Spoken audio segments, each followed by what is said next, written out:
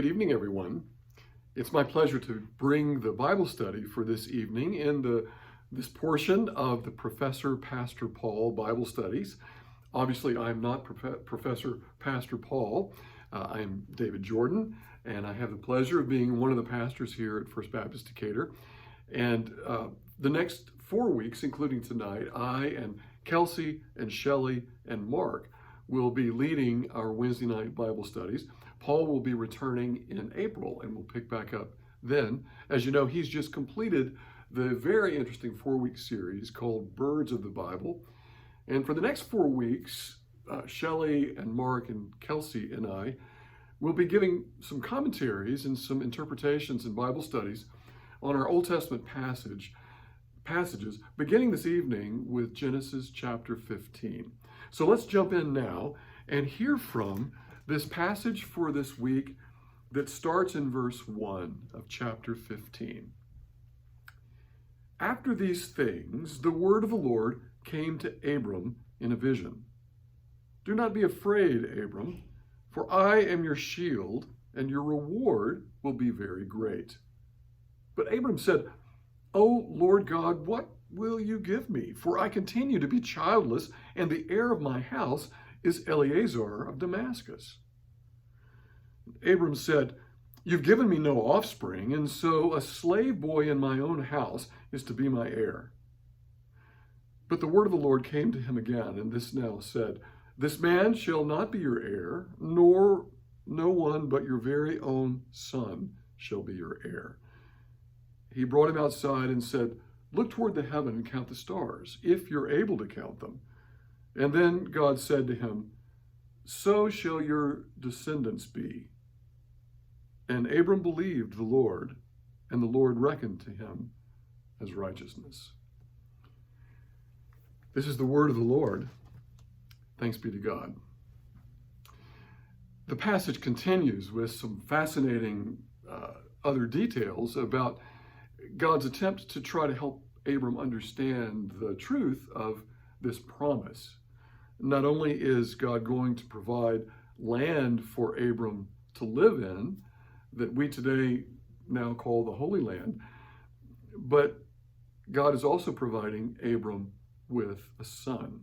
And remember, this is a couple, Abram and Sarai, later to be known as Abraham and Sarah, and the H's and additions, extra syllables are added to both of their names to represent additional family intricacies. It's sort of a Hebrew way of showing a blessedness from God that their late names will later reflect.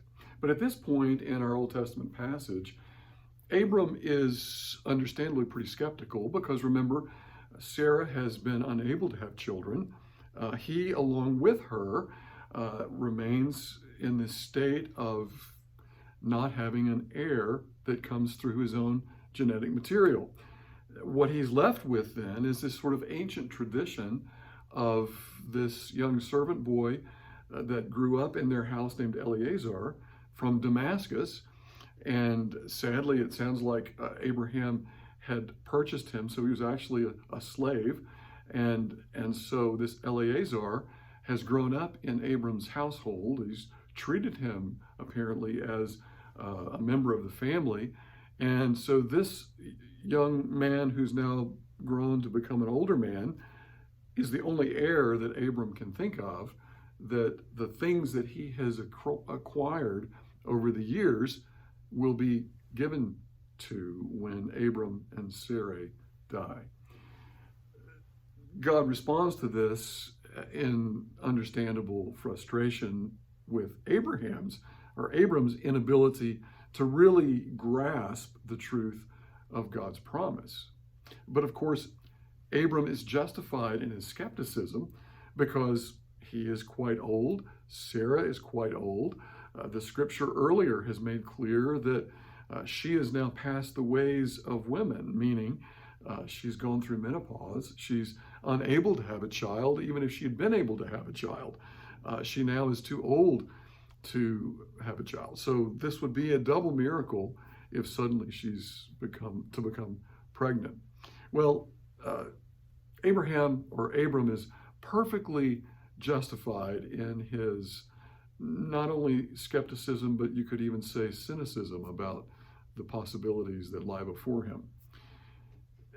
The way the passage works, it's in conjunction with a previous passage. It's Genesis chapter 12, where we understand that really as the call of Abraham. So these two chapters work together, first in the 12th chapter and then in the 15th chapter. The 12th chapter where Abram is first acquainted with this promise. And the promise is as follows: Abram, I'm going to bless you so that you can be a blessing to all the families of the earth. This seems surprising to Abram then, just as it still does in chapter 15. But of course, 3 chapters have gone past. Quite a bit of time has elapsed. Abram has become increasingly wondering about how this is all going to work out and if it's going to work out. What really emerges for me in these passages, both the 12th chapter and the 15th chapter, are several things that kind of offer larger perspective that will come to fruition in the New Testament. Here in the Old Testament, we begin to get a glimpse of 2 things. One is old and one is new. The old thing has to do with the context. It is very interesting that, of course, Abraham is caught in this sort of vision of the only person I have left to give anything to is this servant we have named Eliezer from Damascus. But there's also this idea that Abram is wrestling with, and that is, how's this going to work really for my descendants? We're really people of no means. We don't have anything. We're not from anywhere. And I don't really get your vision, Lord, is sort of the perspective Abraham is bringing here. What then ensues following the passage that I read is additional verses where this really strange ancient way of sort of fortune telling emerges, where Abram takes several different animals and cuts them in half and tries to read their entrails. And by this way, he is sort of given proof that what God has told him is going to come to fruition. A part of the additional skepticism that emerges here is, again, understandable, because Abraham lives in a culture surrounded by other cultures that are extremely advanced. In fact, Abram knows this because he came from one of them. We know that Abram originally was called Abram from Ur of the Chaldees. He migrated from this very sophisticated part of the Middle East up the Tigris and Euphrates rivers to the north, and then down along the Mediterranean Sea, going south, and ended up in the land of Canaan. The land of Ur was quite sophisticated. The people of Chaldees were quite scholarly for that day. We're talking about roughly 2000 BC. And if you're familiar with that time of the world history, you know that in Egypt there was a flourishing civilization. There had been for about 1,000 years. In fact, in Egypt in 2000 BC, the pyramids were already 500 years old. The largest pyramid, the Cheops pyramid, was built in 2500 BC. So by the time Abraham emerges on the scene, that seventh wonder of the world, which by the way is the only 7 wonders of the world still standing, that pyramid was already 500 years old. The advanced nature of Egyptian civilization was quite well known, just as the advanced nature of the land where Abraham originated from, Ur, where they started with some pretty sophisticated architecture, mathematics, the development of a written language that became quite revolutionary called cuneiform. And it was in that part of the Middle East, in the land of the Chaldees, or Ur, where all kinds of other sophisticated things began to take place, like the formation of what's known as the old Babylonian Empire, and a guy called Hammurabi, who was right around this time of Abraham. Hammurabi is famous for the development of the first real consolidated and consistent grouping of laws that transformed the Middle East and the way people were to treat one another and what was deemed as fair and just and right. And it was quite an amazing event that came from that part of the world where Abraham originated. So Abraham, or Abram, migrated from there down into Canaan. And so on the northeast, you've got these very sophisticated architecturally and engineering and mathematical minds and people at work. In the southwest, in Egypt, you've got the very sophisticated Egyptian system of culture and civilization and architecture and engineering. And then in the middle of the Mediterranean Sea, just to the almost directly to the west from the land of Canaan, you have the Minoan civilization on the island of Crete. And those of you that remember perhaps an ancient history class you had and heard about the palace of Knossos in the Minoan civilization on Crete, an amazingly sophisticated culture where this palace actually had hot and cold running water, indoor restrooms, beautiful art and architecture. The palace, which spanned literally hundreds and hundreds of rooms and was just enormous in its depth and breadth of sophistication and sculptures and paintings. And in fact, frescoes, which later would become famous in Italy, were, from what everybody can tell, or what archaeologists can tell at this point, were actually invented in the Minoan civilization at the Palace of Knossos. There are examples of fresco paintings that are in the walls of that amazing structure of the Palace of Knossos. So these three areas surrounding the land of Canaan, where Abram was, they were just sort of the epitome, the highlight of culture and civilization in those days. So one of the things we can look at from this 15th chapter of Genesis that sort of flows out of the 12th chapter of Genesis and God's call to Abram and this promise of a land and a people and descendants that will do something very important, in fact, offer a blessing to the world. We can get a couple of perspectives on this. One is that Abram is clearly very much embedded in the ancient ways and perspectives of his world. He understands that in a way he's really kind of a nobody. He is very much embedded in this strangeness of looking at the entrails of animals to try to get proof that what God has told him really is going to come to pass.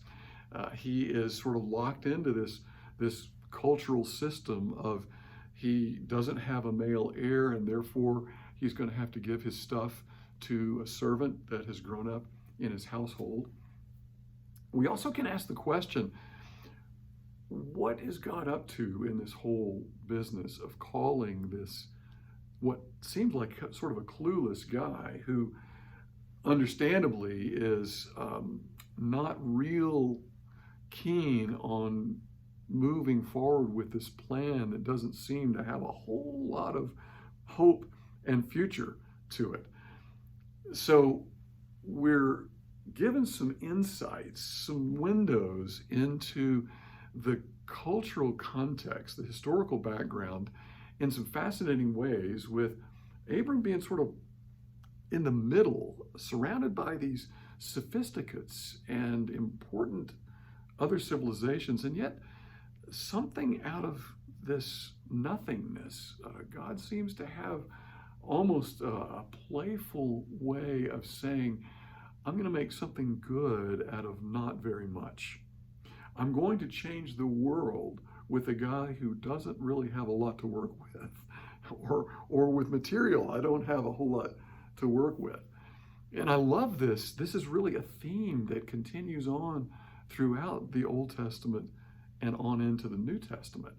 We could even look at it in our broader context today, where there continues to be this tension between those of us who want to convey great strength and superiority and know-how and want to just almost flaunt how smart we are and how good we are and how strong we are, over against this more what appears to be biblical notion of what Paul ends up talking about in 2 Corinthians chapter 12. When I am weak, then I am strong. In other words, the tension that we live with, this idea that when we can confess the fact that we don't know everything, we're not perfect, we don't have all the answers, we are not as strong as we'd like to be, we're not as smart as we ought to be, in fact, we're not even as good as we wish we were, that God can use us in our strangeness and our weakness and the inabilities that we have, as long as we can somehow come to the availability that God calls us to, making ourselves available to be used. Well, this is sort of the theme that emerges really right at the beginning of the Bible here with Abraham. This idea of, well, he's given this label of righteous, as our concluding sentence said in those first verses I read. And God saw him and conveyed to him this sense of righteousness. Because Abram, in spite of his disbelief and in spite of his cynicism or skepticism, was willing still to be used in this strange divine experiment of doing something good with not very much. I love the way this begins our biblical story. And I love the way God is weaving together a bunch of people like you and me who sometimes seem to be lacking a little bit in the faith category, in the knowledge category, in the strength category. This is particularly relevant in today's world right now, for as I'm coming to you on this video, we are in the midst of a tragic situation in our world where, of course, wars are happening in a lot of different places, tragedy is unfolding in a lot of different places, but what's most in the news right now, of course, is the tragedy unfolding in Ukraine and the brutality of what seems to be occurring with this Russian invasion and Russian incursion, and the personality of the one behind the Russian invasion, this Vladimir Putin, who clearly wants to convey a sense of strength and strongman and I know exactly what I'm doing and this is the way it's going to be, over against the Ukrainian people who are taking what few weapons they have and are standing against tanks and missiles and these enormous incursions of armored convoys coming into their cities.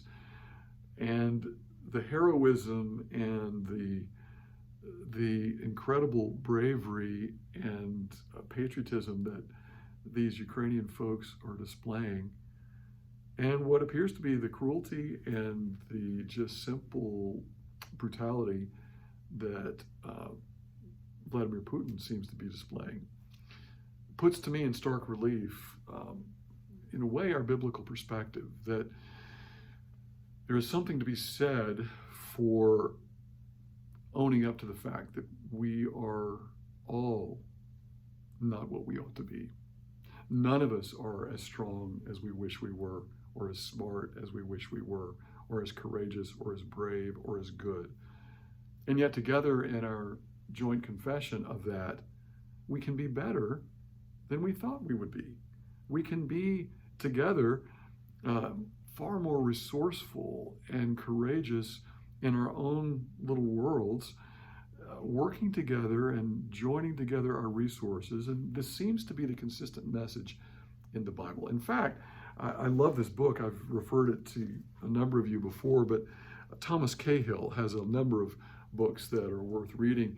But this is one of the ones I feel like for us as those interested in the Bible, it's very helpful. It's called The Gift of the Jews by Thomas Cahill. The subtitle is How a Tribe of Desert Nomads Changed the Way Everyone Thinks and Feels. The gist of this is it's fascinating, very well written, and a lot of scholarly insights woven into the text. The gist of it is simply that this call of Abraham from both the chapter that I read in chapter 15 as well as the preceding chapter in chapter 12, it's a remarkable shift in world history, in that you go from these cultural systems that really relied on strong men, and in some cases women, that called all the shots, that were never elected, that were never really put in place by any sort of system where people's opinions were respected, to this bizarre new calling of this guy who comes from nowhere. And the general drift, the general movement throughout the Old Testament on into the New Testament is that every individual person counts. That starting with Abraham, this nobody from the land of the Chaldees who migrates to the land of Canaan, even the simple people are important. Even the weak can be used in ways of strength to build up and be resourceful and make a difference in settings that are shockingly redemptive.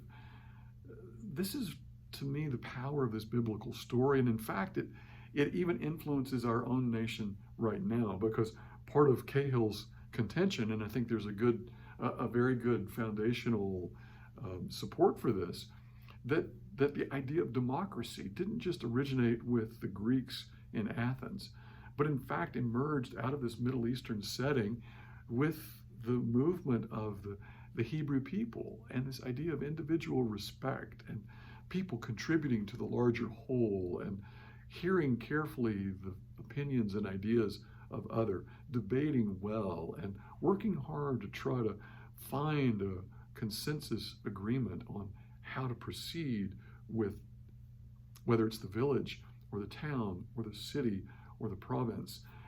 This is quite revolutionary, Cahill contends, and it seems to be sort of a movement throughout the Old Testament moving on into the New Testament, where regular people are called by God to do amazing things. Ordinary folks used in redemptive and extraordinary ways.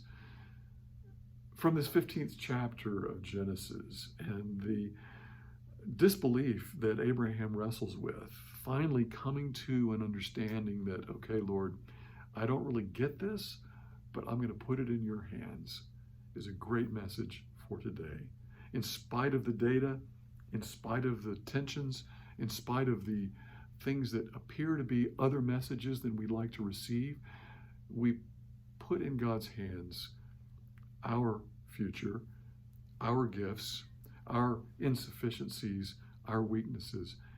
And through all that, with God's grace, we can be made strong in the sense that, like Abraham, we can be used as a blessing to bless others.